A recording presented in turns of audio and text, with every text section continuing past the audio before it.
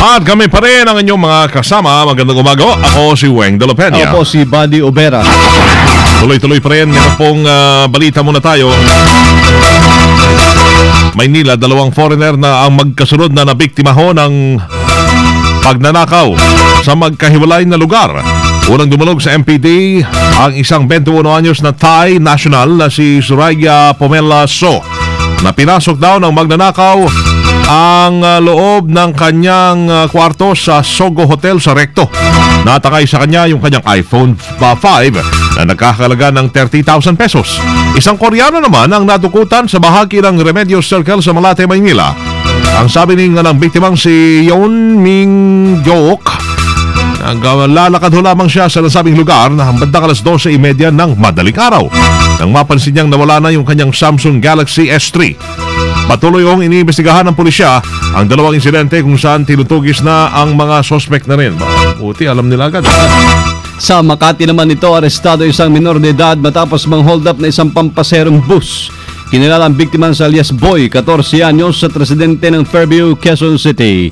Ayon ho sa suspect, gamit ang patalim, hinold up nila mga pasahero ng isang bus kaninang madaling araw din, kasama ang kanyang kasabwat na 19 anyos na suspect. Pagbaba po namin, nabol po kami ng mga SWAT pati police. MMDA.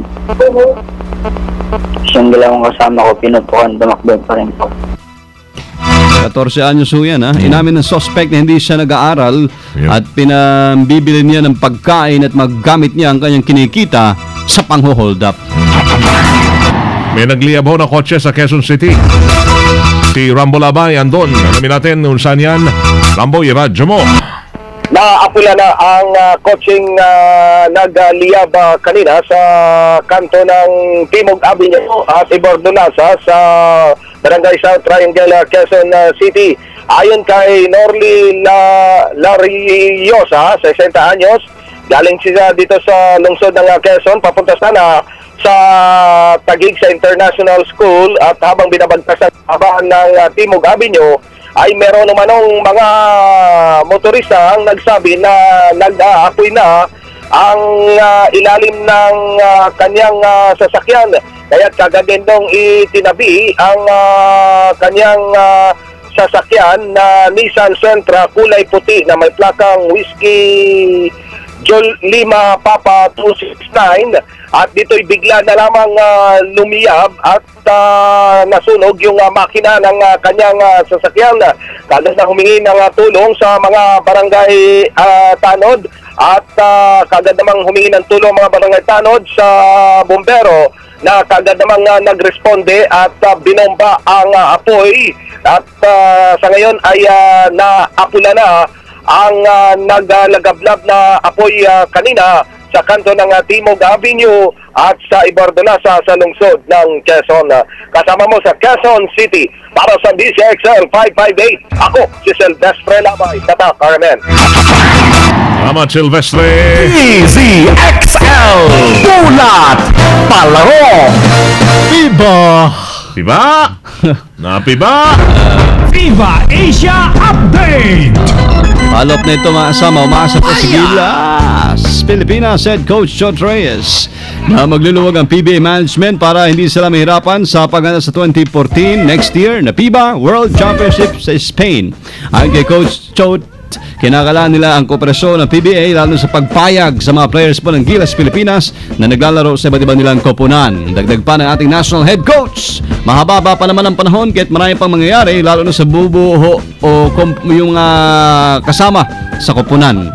Lahat ng mga players ng Gilas ay bumalik na sa nilang mga mother team, maliban kay Marcos Dautit na hindi pa malinaw kung saan ito mapupunta matapos pong stint sa FIBA Asia. DZXL Showbiz Balita Showbiz Loli Showbiz Loli is here! Hello everybody and everywhere! Alin ba dito ang aking uunahin? Ang dami kong balita ngayon, Joby! Dalawa, may isa kakapasok lang. Oo. Oh, kakapasok lang nito. Oh. Hi, good morning. It's a Wednesday na ngayon. Kumusta? Ipinagtanggol ni Gerard Anderson si Maha Salvador mula sa mga bashers. Oh, wag mo na daw pansinin. Dumami ho yung mga naging bashers and haters ni Maha sa social network nang maging boyfriend niya si Gerard. Ang sabi, may nag-post pa nga dyan sa Instagram si Gerard tungkol sa kanyang girlfriend na si Maha, kung saan sinabi niya na, you know, may feelings din kami. Tao rin kami, no? At dun sa nasabing post, pinag-iusapan niya ng kapamilya, actress, ang kanyang mga supporters na tahimik na muna, manatiling tahimik na lamang. Wag nang kontrahin, wag nang kalabanin yung mga negatibong mga issue tungkol sa kanya na ibinabato. Si Gerard ay dating boyfriend ni Kim Chiu, na dating matalik na kaibigan ni Lollipop. Ni Maha ba? O nga naman, ganun lang talaga sa showbiz, ikot-ikot lang. Today, kayo mag-on. The next day, iba na ka-on. Diba? Oh. And, yan na muna. Ito naman, mamayang tanghali na lang tong isa. Dahil andito na si Baby. It's me, Lolly. Paparapapap, Lollipop. Hindi gasgas, hindi umatras, medyo madulas. Ito ang Balitang Panghimagas. Good morning po. Morning. Good morning mga kasama. Cao Shanghao. Para naman po sa Balitang Panghimagas, matagumpay na naisagawa ng daredevil na si Anthony Martin ang kanyang buwis buhay na stunt sa Illinois. Sakay ng isang eroplano, inilaglag si Martin habang nakakulong sa loob ng kabaong habang nakagapos pa ang kanyang mga kamay sa taas na 14,000 feet. Habang nahuhulog siya sa bilis na 130 mile per hour, ay unti-unti naman niyang inaalis ang mga tali sa kanyang kamay para lumabas sa kabaong. Sa pamamagitan ng isang parachute na inilagay sa kanyang likuran, ligtas at matagumpay niyang naisagawa ang stunt habang pinapanood na bumagsak ang kabaong sa lupa. Grabe. At yan po ang Balitang Panghimagas, kundi DZXL Sinwon Chongsin Washer Phoebe Tatak Armen. Thank you, Bibi. DZXL Ulat Trapiko. Oy, kahit na parang sa airport to 20 minutes before takeoff. May ihatid, ha? Oh, mga may ihatid. May sinalubong. Ito yung mga kanta dati, mga dekada 80, no? Na tinutugtog sa radyo pag aalis na si Kwan, yung asawa o yung boyfriend, lilisan na. So, 20 minutes before takeoff, actually, overtime na rin kami. Ito na po, tumahabol before takeoff si Ginoong Silvestre Rambo Labay. The Boy Dabay. Tama ba? Kompleto naman yung mga pangalan. Dabay, good morning! The boy Yeah. at the bay. Buddy, good morning sa ating mga kapulisan na binabaybayan ng EDSA Balintawak ay mabagal kung galing sa monumento. Pagdating sa Balintawak ay mabagal ang uusad ng mga sasakyan dahil sa mga nagbababa at nagsasakay dyan sa naturang lugar. Pero pagkalampas ay bahagyang umusad ang mga sasakyan sa kabilang linya ay walang problema, tuloy-tuloy ang usad ng mga sasakyan. Alright. Pag mabagal ang usad ng mga sakyan, malamang maidi-deliver sa simbahan. Ano yan? Okay naman galing na ng simbahan. Galing na ng simbahan. May di-deliver sa Malapit na makarating sa huling patutunguhan. Tama. Yung final delivery ba? Nakalas na. Talaga naman. Magandang umaga sa mga nakikinig natin ng mga delivery van. Mga delivery. Delivery boy, good morning. Delivery ng mga buhangin. Ingat ho sa daan, kahit papano'y kakatapos lang ng bagyo sa atin. ay madulas pa rin. At ingatan nyo rin yung mga bata, ha? Kasi ngayon mataas yung mga level ng tubig sa mga ilog o kaya mga sapa o kaya mga creek. Bantayin nyo yung mga bata nyo, ha? Mga anak na mga minor de edad, mga 10 taon, baka maglalaro yan yun, baka biglang mahulog sa ilog, ha? May nangyari sa probinsya, sa Kwanto. Nalunod yung bata, patay, 10 taong gulang lang. Naitulak pa naman ang kalaro doon sa Kwanto, sa Muanga del Norte. Grabe. Kahapon yan, ang tanghali nangyari. Yan. Kaya tuloy ang tugtog ngayon, itong kanta. Di ba? Yan. Sige. Bye. Ginoong Rambo, ang ating inaabangan na TTO mo. Aking MOTTO ko kasamang Wendy. Ando ko kay Professor Erickson Juan at Joby D. Guzman. Yan. Nakikinig yan.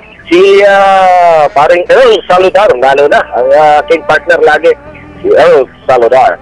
Motto, learn from the past, plan for the future by focusing on today. Parang eulogy lang, Parang mahirap. Parang hindi makakalimutan. Saan ka ba naka-focus ngayon? Ay doon sa hinaharap. Sa hinaharap pa. Oo. Hinaharap. Alaga mo yung MOTTO mo, ha? Siyempre. Talaga lang, ha? MOTTO ko. Okay. Nalalagay ko ito. Palalawakin ko ito at palalakihin. Ayan. Yung motto. In Tagalog. Para sa aking partner si Earl Saludar, matuto mula sa nakalipas, magplano ka para sa hinaharap sa pamagitan ng pagtutuon ng pansin sa kasalukuyan.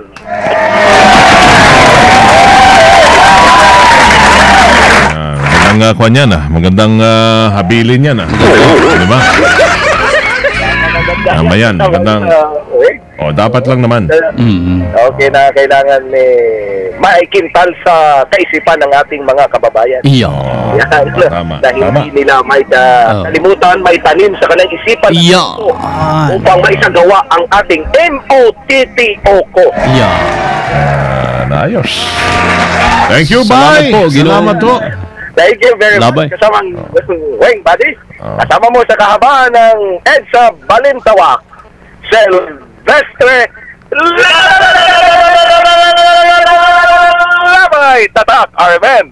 Salamat. Si Ginoong Silvestre Labay yun. Opo. At ang kanyang